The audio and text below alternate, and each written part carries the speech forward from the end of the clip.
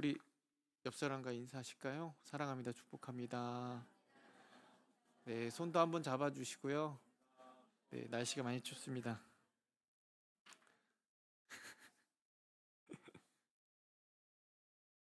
네. 여러분, 뭐 이런 질문하면 행복하시다고 말씀하시겠지만 여러분 지금 행복하시죠? 근데 주변을 보면 그런 모습을 보기 참 더 힘들어지는 것 같습니다. 삭막하기도 하고 오히려 발전하면 발전할수록 사람들이 어, 정이란 게 없어지는 것 같습니다. 그래서 살기는 더 편해지는데 이상하게 공기도 안 좋고 물 역시 자꾸 미세 플라스틱도 있다 그러고 더 가깝게는 뭐 이제 사람들 사이에 이제 뭐 양보도 없는 것 같고 저도 이렇게 울컥울컥하기도 합니다. 어, 보면 뉴스에 보면 항상 좋은 일도 있지만 뭐 누가 어떻게 했더라 라는 뉴스도 들리고요.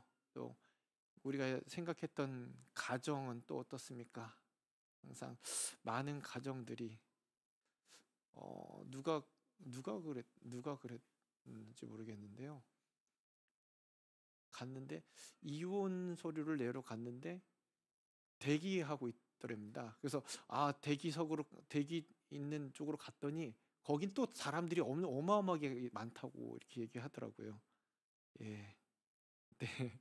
그만큼 행복해지려고 했지만 행복하지 않는 것이 현실입니다. 그렇다면 저희와 여러분들은 이제 예수님을 믿는 그리스도인인데 어떻습니까? 그분들에게 이렇게 행복하지 못한 분들에게 어떠한 사랑을 전해주시며 영향력을 끼치고 살아가십니까? 옛날에 이런 가요도 있잖아요. 내게 행복을 주는 사람. 여러분 행복을 주는 사람입니까?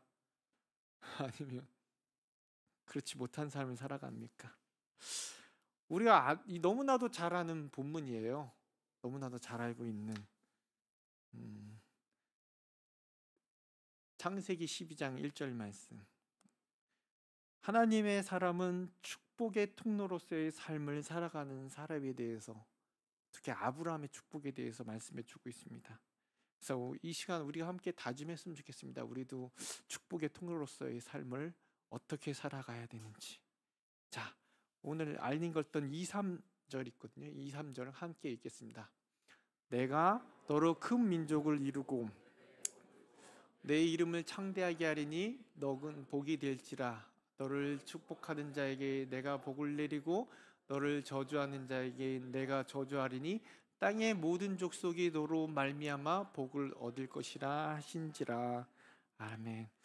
2절 마지막 절에 보면 이렇게 나옵니다. 너는 복이 될지라. 다시 말하자면 너는 복의 근원이 될지라. 개역 한글은 말하고 있습니다. 즉 다른 성경에 나온 말을 보자면 너는 다른 사람에게 복을 끼치는 혹은 나눠주는 영향력 있는 사람이 되라고 하는 뜻입니다. 어떻게요? 3절에 보면 땅의 모든 족속이 누구로 말미암아요? 너로 말미암아. 너 때문에 모든 족속이 복을 얻게 된다는 것입니다. 오늘 말씀은 우리가 너무나도 잘 알고 항상 듣고 많이 상고했던 아브라함에게 너는 복이 될지라라는 선언입니다. 그리고 아브라함 때문에 모든 사람이 그 당시 사람뿐만 아니라 그 당시에 있었던 아브라함과 같이 살았던 사람들뿐만 아니라 지금의 우리들까지 그의 복을 영향을 받고 있다는 것입니다. 너로 인하여 아브라함으로 인하여 과거에 같이 살았던 사람들이나 그들의 가족뿐만 아니라 그리고 더 앞으로 나아가서 모든 사람이 그로 인하여 복을 받는다는 의미입니다. 누구 때문에요? 아브라함 그 한 사람 때문에 덕분에 그렇다는 것입니다. 결국 한 줄로 요약하면 앞에서 말씀드렸듯이 아브라함은 복의 근원이 되었다는 것이죠. 여러분, 근원이 무엇입니까? 근원, 시작이라고 하죠. 시작. 이거를 쉽게 예로 들면 여러분, 한강의 수원지가 어딘지 아십니까? 모르시죠? 한강, 우리 항상 보면서 우리 수돗물을 먹고 있지만 그의 근원지, 그의 시작점이 어디신지 아시는 분 계세요? 강원도 태백에 있는 금대산에 있는 검룡소라는 곳입니다. 들어보셨어요? 저도 처음 들어봤습니다. 근데 이게 샘물이에요, 샘물. 근데 이 샘물은요, 가뭄이 들어도 물이 나온다고 합니다. 그리고 이 물이 조금씩 계속 흘러서 아무리 가뭄이 들고 뭐가 하더라도 계속 흐르고 흘러서 넘쳐서 적시고 흐르고 흘러서 한강에 물을 이룬다고 합니다. 그리고 이 물이 수많은 저와 여러분들의 생명의 수가 되어서 마시고 그것으로 인해서 여러 가지를 하죠. 이 조그만 생물이 그 넓은 한강의 근원지가 되었다는 것입니다. 제가 사진 넣으려고 그랬는데 진짜 조그만 샘물이에요. 그냥 어디 동네에서 볼 수 있는 샘물. 마찬가지로 오늘 본문의 주인공이 아브라함의 바로 축복의 근원지가 되었다는 것입니다. 축복의 통로가 되었다는 것입니다. 그 한 사람으로 인해서, 즉 아브라함을 통해 복이 흐르는 것입니다. 적셔지는 것입니다.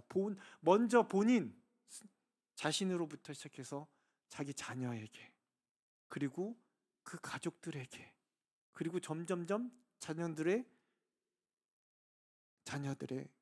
주위 사람들에게, 그리고 결국엔 이스라엘이 되어 복이 흘러가고 그 복이 주변 사람들에게, 주변 국가들에게 흘러가고 친구들에게, 그들이 있는 현장에 있는 만나는 모든 사람에게 흘러 결국 어떻게 합니까? 전 세계에 있는 모든 사람들에게 복이 흘러간다는 것입니다. 이것이 바로 누가 받은 축복이라고요? 오늘 나온 본문의 아브라함이 받은 축복입니다. 여러분, 이 말씀만 듣기만 해도 어떻습니까? 와, 정말 멋진 일 아닙니까? 멋지지 않습니까? 한 사람으로 인해서 모든 전 세계에 있는 사람이 복을 받는다. 생각해 보십시오. 나 때문에 저 지구 반대편에 있는 사람이 복을 받는다면, 내 자녀가 복을 받고 우리 가족이 복을 받고, 그리고 흘러넘쳐서 내 부모님이, 내 친구가, 이 나라가, 이 민족이, 더 나아가서 내 이웃에 있는 국가가 복을 받습니다. 누굴 통해서요? 나 한 사람을 통해서, 덕분에, 내 덕분에, 나로 말미암아 내가 만나고 서 있고 멈추고 있는 곳이 복의 현장이 된다면 여러분, 이 얼마나 진짜 복받은 인생이 아니겠습니까? 여러분, 멋지지 않겠습니까? 생각만 해도 정말 의미 있는 삶이 되지 않을까요? 그런데 분명 저와 여러분에게도 이 의미 있고 멋진 축복의 통로로서의 은혜를 이미 저와 여러분도 주셨다는 거예요.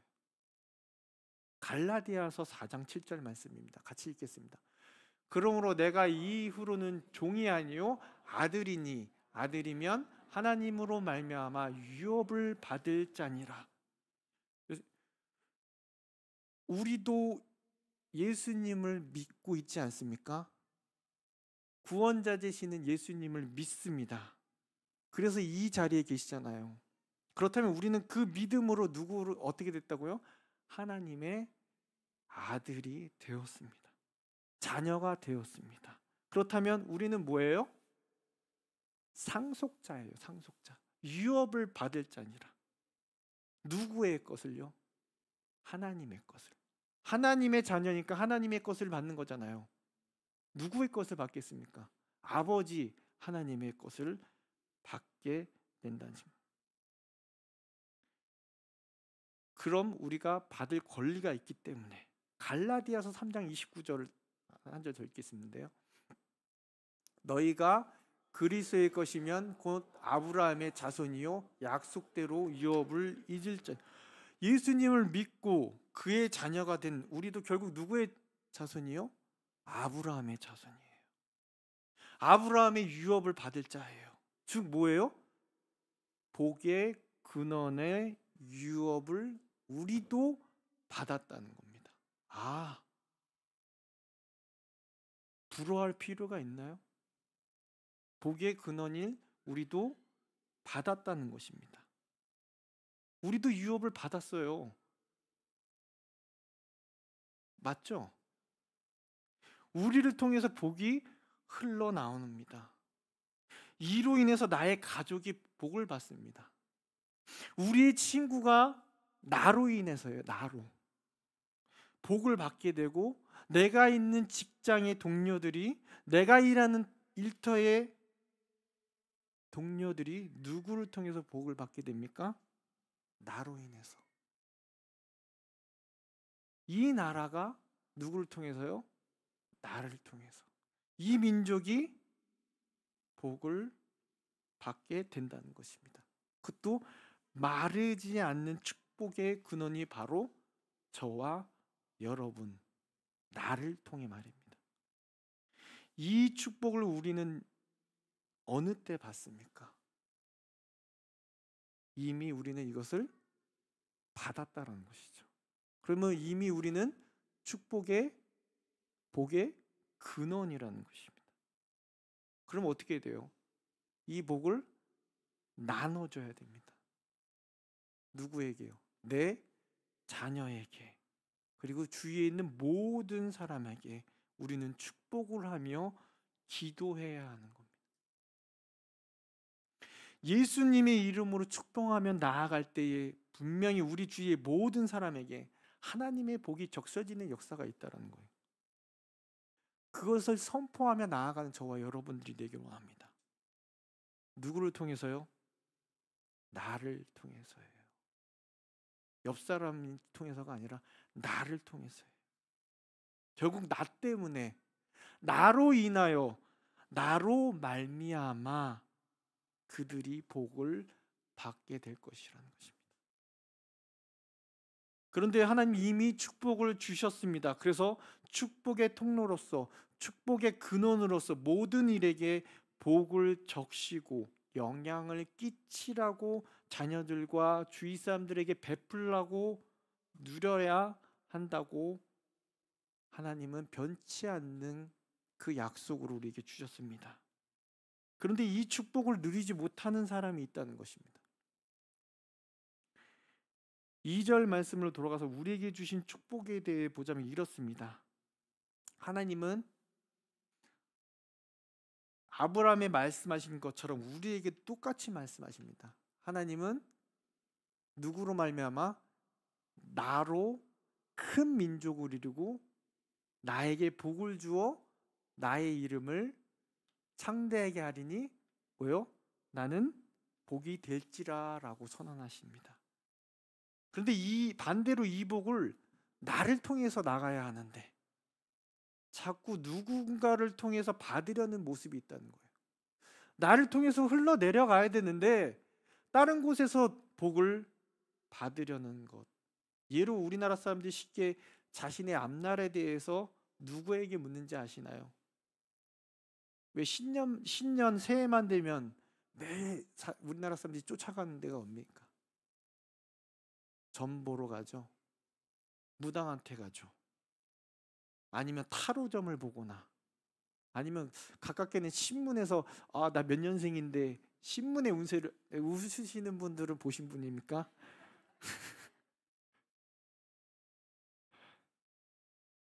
그리고 그거에서 되게서 이번 달은 조심해야 돼. 물을 조심해야 되나? 불을 조심해야 되나? 그것을 따른다는 거예요.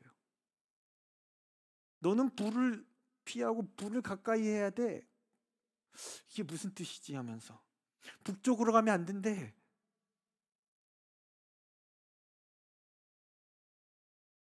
하나님이 선하게 하신 것들인데 어떤 것은 먹지 말라고도 해요. 그래야 복을 받는 줄 알고 그렇게 행해야 된다는 것입니다. 그런데 믿지 않는 사람만 그런 것이 아니라 믿는 사람 가운데도 이런 것을 따른다는 것입니다. 하나님 분명 내가 복의 시작이라고 말씀하셨는데, 복이 누구를 통해서 나온다고요? 나를 통해서 나온다고, 여러분 자신을 통해서 나온다고 하셨는데, 가끔 기도의 은사가 있거나 예언의 은사가 있는 은사자를 찾아가, 물론 은사자를 제가 뭐라고 하는 게 아닙니다.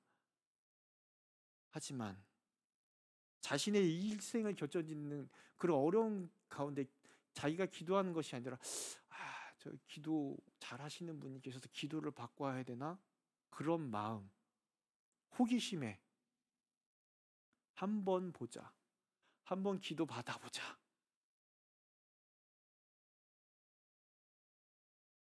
하지만 오늘 말씀은 저와 여러분들에게 분명히 무엇라고 말씀하십니까? 나를 통해 복이 나간다. 다른 사람이 아니야.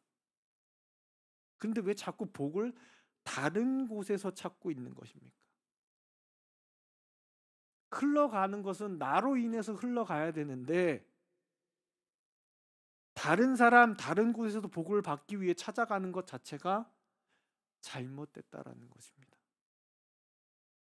복은 점쳐주는 사람들에게서 나오는 것이 아니에요.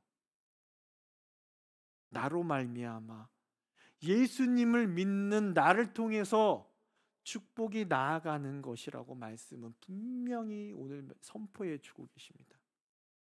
여러분들이 축복의 통로이고 여러분들이 복의 근원입니다. 여러분들이 행복의 원인이에요.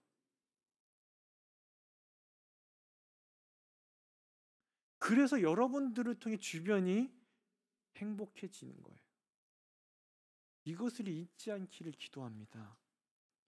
여러분, 제가 이러한 간증의 이야기를 들었어요. 한 남자분이 LG전자에 들어가게 되었습니다. 그래서 한국에서 잘 다니다가 브라질로 파견이 됐답니다. 그래서 모든 가족이 브라질로 가게 되었다고 합니다. 그리고 오랜 시간 동안 있다가 다시 한국으로 돌아오게 됩니다. 아들과 딸이 있었던 그 가정, 특히 딸이 한국 학교에 왔을 때 적응을 하지 못했다고 합니다. 한국말을 잘 못하니까. 그래서 아이들과의 학교 생활이 한국말이 소통이 안 되니까 잘 안 됐. 그래서 아이들하고 말하는 게 어려우니까 아이들이 점점 그 아이를 기피하기 시작했죠. 이 여자아이는 어때요? 굉장히 상처를 받았다고 합니다. 그래서 학교 가기가 두려운 거죠. 가도 혼자 있고, 심지어 그런 어려움 때문에 집에 와도 우울하게 혼자 있는 경우가 많아지면서 정신적으로 불안한 상태가 이어졌다고 합니다. 그러다 한 친구가 그 여자에게 다가왔다고 합니다. 그 친구가 목사님의 딸이었다고 합니다. 그 목사님의 딸이 그 친구와 대화하고 위로해주고 계속해서 보살펴주고 이 아이에게 이와 같이 말을 해줬다고 합니다. 우리 그때 당시 불렀던 천번을 불러봐도 라는 그 찬양의 가사를 인용해서 이 아이에게 항상 그 격려, 위로를 해줬다고 합니다. 하나님의 사랑이 너한테 있어. 너는 하나님의 딸이야. 하나님이 너와 늘 함께 계시는데 하나님 너를 얼마나 사랑하는지 몰라. 내가 어디 있든지 너를 사랑하셔서 브라질에 있을 때에도 너를 사랑하셨지만 지금 여기 있을 때에도 끝까지 너를 사랑하신다 라고 그 아이를 위로해 주었다고 합니다. 계속해서 하지만 걱정하지 마. 하나님 너를 끝까지 붙잡아 주실 거야. 너를 사랑하셔. 그러니까 그 아이가 점점점 그 마음 속에서 정신적으로 혼란했던 그 어려웠던 그리고 영적으로 힘들었던 부분이 안정되어 찾게 되었다고 합니다. 이 목사님의 딸이 축복의 통로였던 것이죠. 그 여자아이의 아버지도 마찬가지로 변화가 됩니다. 그 가정이 그 가정을 위해서 브라질로 갔다가 다시 한국으로 왔는데 딸아이가 아픈 걸 보면 어떻습니까? 자식이 저렇게 되니까 가슴이 미어지잖아요. 그렇게 일하는 것에 해이를 느끼면서 내가 왜 일하려고 브라질에 갔다가 이렇게 하는데 우리 아이도 그렇고 가족 자체가 이 회사는 나를 돈 버는 기계로 취급하나 하며 이렇게까지 해야 되나라는 마음을 들고 신앙에 있어서도 많은 침체되어 있던 상태에서 그 아빠가 임원회의를 할 때 일이라고 말합니다. 회의를 마치면서 하루는 부사장님이 이렇게 말했다고 합니다. 여러분들 가운데 예수님을 믿는 사람도 있고 안 믿는 사람도 있는데 저는 예수님을 믿는 사람입니다. 저는 여러분들을 위해서 날마다 여러분들의 이름을 부르며 기도하고 있습니다 라고 부사장님이 그렇게 얘기하더랍니다. 이 말을 듣는 순간 그 아빠가 정신이 들더랍니다. 자신은 이 회사를 위해 돈 버는 기계로 취급하는 줄 알았는데 이 회사의 부사장님이 나를 위해 기도해 주고 있었고 이런 분이 나의 상사이고 나를 위해 주는 직장 상사가 있다는 것에 믿음이 회복되고 성장하는 계기가 되었다고 합니다. 여러분, 이 부사장님이야말로 축복의 통로가 아니겠습니까? 친구 목사님의 딸이었던 그 친구를 통해서 그 축복의 통로, 그 가정의 딸이 복을 받게 되고 한 사람의 직장 상사에 흘러나온 복이 한 가정의 가장을 회복시켰고 그리고 가정이 회복되었습니다. 여러분, 축복의 통로들이 한 가정을 살려낸 거예요. 축복의 근원들이 다른 친구를 살려내었습니다. 곳곳에 숨겨놓으신 바로 하나님의 사람이라는 것이죠. 이들이 복의 근원이고 축복의 통로들입니다. 이들의 말 한마디로 인해서 사람들이 세워지고 변화되고 치유되고 회복되어지는 역사가 이루어진다는 것입니다. 그렇다면 우리가 어떤 존재인지 알겠습니까? 힘들고 절망하고 어두운 사람들을 위해 곳곳에 하나님이 숨겨놓은 하나님의 사람이라는 사실입니다. 저들을 위해 하나님께서 세워주신 축복의 통로, 복의 근원이 바로 저와 여러분들이에요. 저와 여러분들 통해 회복이 되고 변화가 되고 그들이 세워진다는 것입니다. 우리가 이 땅에 살아가는 목적, 하나님을 기쁘시게 하는 삶, 그것이 바로 축복의 통로이라는 사실입니다. 우리가 복의 근원이라는 존재, 하나님의 자녀라는 것 너무나도 중요한 축복입니다. 그러므로 우리가 이 축복을 받은 자로서 이 세상의 것들을 우리가 끌어다 쓰는 것이 아니라 하나님의 축복을 이 땅에 가져올 수 있는 믿음의 사람이라는 것이죠. 우리의 축복은 나를 통해서 하나님의 축복을 이 땅 가운데 가져와서 그들에게 알려주는 거예요. 다른 것에서 찾는 것이 아니라. 그런데 나로 인하여 나로 말미암아 내 가족이, 내 주변이, 그리고 이 나라, 이 민족이 축복을 받아야 함에도 불구하고 그 반대의 삶을 살아가는 경우가 있다는 것이죠. 축복이 통로가 되어야 할 사람이 그의 입에서 나오는 말로 사람을 세우고 살리고 회복해야 되는데 그럼에도 불구하고 다른 사람을 험담하고 비난하고 더 나아가 공동체를 비판함으로 오히려 축복을 가로막고 있지는 않습니까? 이처럼 축복의 차단자가 되어서는 안 된다는 거예요. 우리가 속한 곳에서 그것이 가정이든 교회이든 회사이든 축복의 통로로서 나로 말미암아 나를 통해 내 덕분에 그곳이 어디가 되어야 될까요? 천국이 되어야 되는 거예요. 내 입술을 통해서, 내 입술에 흘러나오는 그 말을 통해서 천국이 되어야 된다는 것입니다.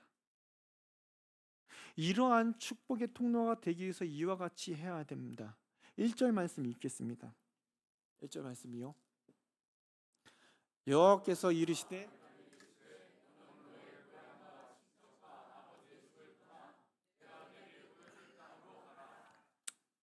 아멘. 이 말씀의 중요한 포인트는 무엇입니까? 자, 2, 3절로 돌아가면요. 2, 3절의 말씀 우리 보면 내가 너로 큰 민족을 이루고 내게 복을 주어 내 이름을 창대하게 하리니 너는 복이 될지라. 그리고 내가 복을 내리니 너를 전주하는 자를 내가 저주할 것이고 땅의 모든 족속이 너로 말미암아 복을 얻을 것이라. 주다 보면 이루고 하다 될지라 막 말씀해 주고 계십니다. 그런데 이것들이 가리키는 거, 꾸며주는 것이 무엇인지 아십니까? 야, 이루고 내가 주고 뭐 저주하는 자에게 저주해 주고 그리고 복을 얻을 것이다 라는 이 모든 동사가 어디를 향하냐면요, 1절에 나오는 가라, 내가 보여줄 땅으로 가라. 어디로 가라입니까? 너희 집을 떠나 가라. 내가 지시할 땅으로 가라. 다시 말하면요, 하나님이 없이 살았던, 하나님 모르는 자처럼 살았던 그곳에서 떠나 가라는 것입니다. 하나님보다 사랑하는 것에서 떠나 가라는 것입니다. 하나님보다 더 의지하는 곳에서 떠나 가라는 것입니다. 그래야 복의 근원이 되어줄 수 있다라고 말씀해 주신 거예요. 그러니까 축복을 얻을 것이다 이전에 우리는 떠나야 되는 것이죠. 하나님을 몰랐던 곳에서. 이 땅에 있는 것들로는 복의 근원이 될 수 없기 때문에 내가 사랑하는 것, 내가 의지하는 것, 내가 움켜쥐고 있는 것, 하나님보다 더 사랑했던 것을 내려놓고 복의 근원이 되기 위해서 그것을 떠나야 하는 것입니다. 그런데 떠나기 쉬울까요? 창세기 11장 31절 32절 말씀인데요. 같이 읽겠습니다. 데라가 그 아들 아브람 하란의 아들인 그의 손자 롯과 그의 며느리 아브람의 아내 사레를 데리고 갈대아인의 우르를 떠나 가나안 땅으로 가고자 하더니 하란에 이르러 거기 거류하였으며 데라는 나이가 205세가 되어 하란에 죽었더라. 지금 아브라함이 어디에 머물렀었는지 아세요? 하란이에요. 하란. 사도행전 7장 2절에서 4절 말씀인데요. 읽겠습니다. 스데반이 이르되 여러분 부영들이여 들으소서. 우리 조상 아브라함이 하란에 있기 전에 메소포타미아에 있을 때에 영광의 하나님이 그에게 보여 이르시되 내 고향과 친척을 떠나 내가 내게 보일 땅으로 가라 하시니 아브라함이 갈대아 사람을 떠나 하란에 거하다가 그의 아버지가 죽음에 하나님이 그를 거기서 너희 지금 사는 땅으로 옮기셨느니라. 떠나가라 전에 한 번 더 말씀하시는 부분이 나옵니다. 하란에 멈췄을 때 또 한 번 떠나가라 하시는 것입니다. 창세기 12장 1절 하나님을 떠나라는 말씀을 떠나긴 했습니다. 하지만 가나안이 아니라 지금 하란에 있었던 거예요. 떠나긴 했습니다. 하지만 완전히 떠난 것이 아니었다는 것이죠. 말씀대로 가긴 갔지만 완전한 간 것이 아니라 절반의 순종에 지나지 않았던 것이죠. 오늘 본문 이전에 11장 내용이 그렇습니다. 절반의 순종했던 아브라함은 축복의 통로가 아직은 되지 못했던 것이죠. 가나안으로 들어가야 축복의 통로가 될 수 있었던 것입니다. 하나님의 말씀에 완전히 순종해야 복의 근원이 되는 것입니다. 그래서 순종 전의 아브라함의 삶은 중요치가 않기 때문에 이전의 아브라함에 대한 자세한 내용은 나와 있지 않아요. 축복의 통로가 되기 위해서는 하나님이 아닌 것에 완전히 떠나는 것, 하나님 말씀에 완전히 순종하여 떠나는 것이 축복의 통로가 되기 위한 그 시작이라는 것입니다.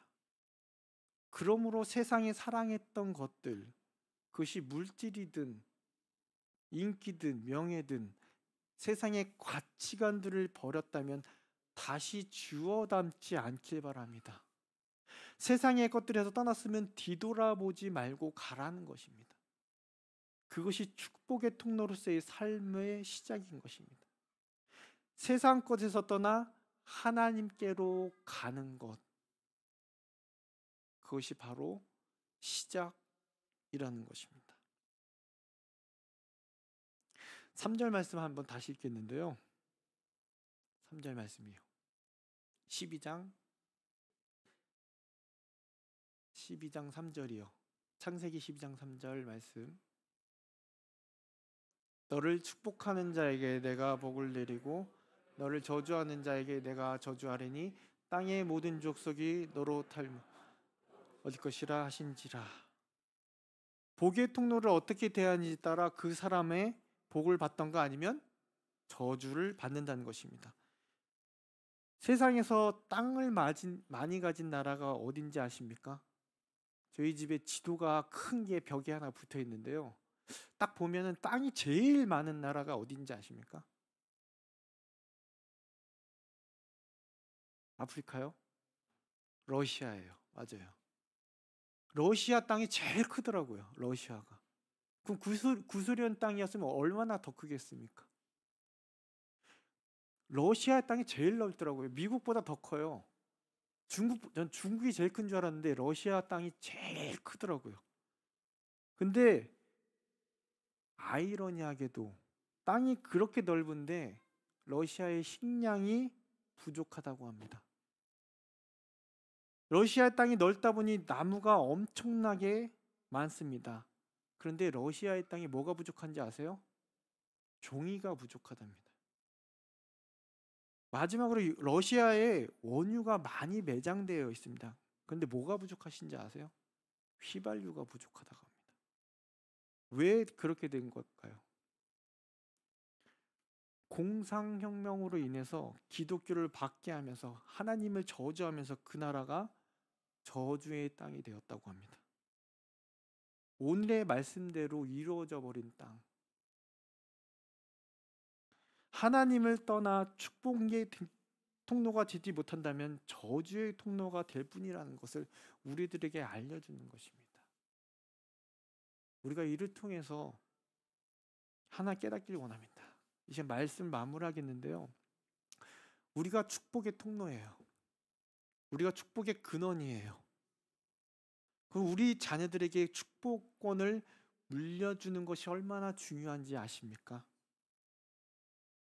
그것이 흘러 적셔 우리 가정을 통해 우리 자녀를 통해 내가 서 있는 곳이 주님의 축복이 넘치는 복이 이 땅과 이 나라 이 민족 가운데 다른 사람이 아니라 바로 저와 여러분들로 인하여 아브라함이 그래했듯이 내 주위의 사람들이 행복을 느끼고 하나님을 바라보고 하나님의 영광이 그 땅 가운데 이 땅 가운데 사랑하는 우리 교회에 이 속한 모든 하나님의 권속들 가운데 이루어지기를. 옆 사람이 아니에요. 아브라함은 75세 때 부름 받았잖아요.